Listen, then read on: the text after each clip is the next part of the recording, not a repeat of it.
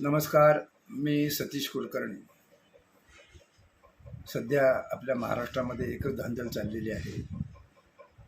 आमचे आदरणीय मित्र मुंडे साहेब, आमचे गुरुवर्य मुंडे साहेब यांनी जो भेसळ असते त्या संदर्भात धाडे टाकायला सुरू केलेलं आहे. अनेक चांगले उपक्रम त्यांच्या हातून होणार आहेत. त्यांची बदली देखील एवढ्यात होणार नाही, काही काळजी करू नका. पंतप्रधानांपर्यंत अनेक जणांनी जाण्याची तयारी केलेली आहे. काहींनी पत्र पाठवायला सुद्धा सुरुवात केलेली आहे. आणि जर शासनाने काही गडबड केली तर शासनाला हे फार जड जाईल. आपल्या मुख्यमंत्र्यांना पंतप्रधान पदापर्यंत जायचं आहे आणि ते असं काहीतरी वेगळं करतील असं वाटत नाही. हा व्हिडिओ करण्यामागचा उद्देश, मी ज्या ठिकाणी सत्संगाला जातो, ज्या मंदिरात काही वेळा जातो, अनेकांच्या हातामध्ये पेढे, मिठाई, बर्फी वगैरे पदार्थ असतात. एवढ्या मोठ्या प्रमाणामध्ये कधीही खवा तयार होत नाही. 80% सगळा भेसळ म्हणजे वेगवेगळे पदार्थ वापरून पेढे, मिठाई केली जाते. 48 तासात मिठाईचे पदार्थ संपवा असा भारत सरकारचा आदेश आहे. हे अनेकांना माहीत नाही. खरोखरच जर तुम्ही भक्त असताल, तुम्हाला स्वामी समर्थांपासून किंवा कोणत्याही देवापासून जर विभक्त व्हायचं नसेल, देवाला कळायला पाहिजे की हा माझा भक्त आहे, हा माझ्यापासून विभक्त होत नाही. तुम्हाला देवाने 2 हात दिलेले आहेत. तुमच्या 2 हातांनी प्रसाद करा, शिरा करा, काहीही करा आणि तो आपल्या घराच्या देवघरात जिथं देव आहेत त्यांना तुमच्या हाताने दाखवा. देवाला फार आवडेल. चहा, सरबत, फळं काहीही तुम्ही देवाला दाखवू शकता.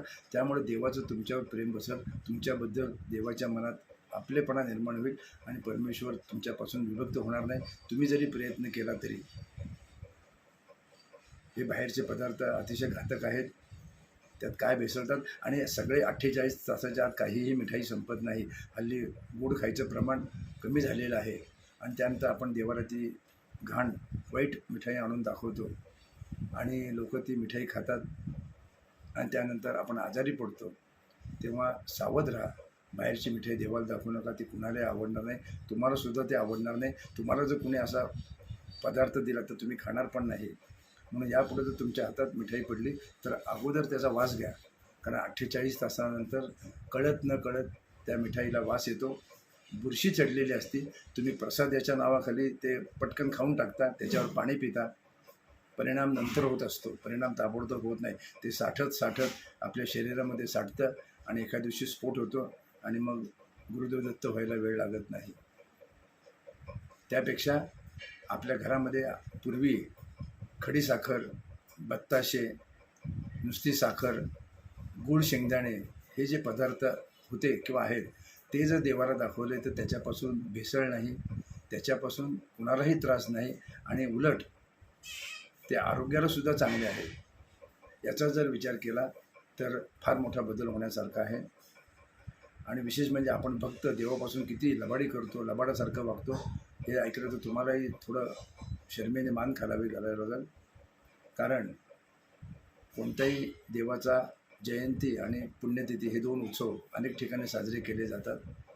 ज्यांची श्रद्धा आहे ती लोक आपल्या घरामध्ये त्या दिवशी जयंतीला आणि पुण्यतिथीला त्या देवाची उपासना करतात. कारण प्रत्येक वेळी स्वामींचं नाव घेतलं तर लोकांना बाकी वाटेल की फक्त स्वामींचं आहे, बाकी ठिकाणी सगळं वेगळंच चालतं. स्वामींचं उदाहरण का देत नाही? कारण अनेकांचे अनेक आहेत श्रद्धास्थानं. त्यामुळं पुण्यतिथी आणि जयंती किंवा आता आपण स्वामींचं जरी धरलं थोडक्यात तर प्रगट दिन, पुण्यतिथी या दिवशी जे तुम्ही स्वामी महाराजांना प्रसाद म्हणून करता ते तुमच्या घरातच करायला पाहिजे आणि तुमच्या घरातच तो प्रसाद वाटप व्हायला पाहिजे.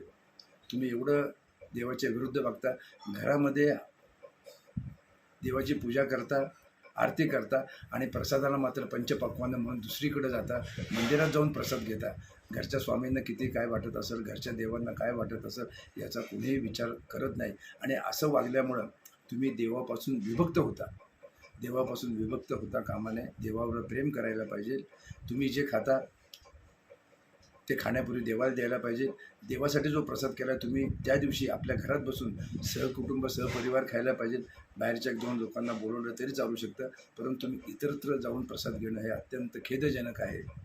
ते मलाही आवडणार नाही, आम्हाला तर नाहीच नाही, पण इतरांना सुद्धा आवडणार नाही.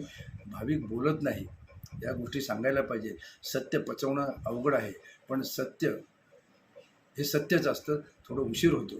त्यामुळं भाविकांनी मी हे जे सांगितलं आहे, यापुढं मिठाईचे पदार्थ अगदी बंद करा. जरी आता दाढी पडल्या, शिक्षा झाल्या, तरी भेसळ व्हायची ती होणारच. आणि एवढा खवा नाही आहे. आणि देवाला मिठाई नको, लाडू पेढे काही नको, तुमचा भाव महत्त्वाचा आहे. खडीसाखर फुटाणे हे आरोग्याला चांगले आहेत, त्याचा वापर करा. गूळ शेंगदाणे याचा वापर करा आणि प्रेमाने देवाला द्या. आणि ज्या दिवशी ज्या देवाचा सणवार तुम्ही साजरा करता, त्या दिवशी तुम्ही सगळे घरातच थांबायला पाहिजे, घरातच जेवण करायला पाहिजे, घरातच प्रसाद वाटप करायला पाहिजे. तुम्ही बदला, देवाला आवडेल. तुम्ही बदलला नाही, काहीही उपयोग होणार नाही, फक्त तुमचं समाधान होईल. हा विचार दिला आहे. शेवटी काही कुणी अंमलात आणावं, तो ज्याचा त्याचा प्रश्न. गेल्या 50 वर्षात आम्ही कोणत्याही देवाला, म्हणजे ज्या दिवशी देवाचा उत्सव असेल त्या दिवशी आम्ही कुठं जात नाही. आणि स्वामी प्रगट दिन आणि स्वामी पुण्यतिथी आम्ही घरातच साजरी करतो. कधीही आम्ही कोणत्याही स्वामी मंदिरात गेलो नाही, कधी कुठला प्रसादही घेतला नाही. इतर वेळी घेता येतो, घेतलेला आहे आणि घेणारच आहोत. पण हे 2-4 दिवस आपल्या स्वामींच्या समवेत आम्ही घालवतो. स्वामींना आनंद होत असेल, स्वामींना आमची सेवा आवडत असेल, ती त्यांनी यापुढेही आमच्याकडून रुजू करून घ्यावी. आणि त्यात भरीला भर पडून आता काही भक्त येत्या काही पुण्यतिथी आणि प्रगट दिन आणि त्या देवांचे सेवक याप्रमाणे आचरण करतील. ते निश्चितच लाभदायक होईल. आणि बदल हा नेहमी सर्वांना चांगला असतो. तुम्ही बदलावा अशी अपेक्षा करतो. नमस्कार.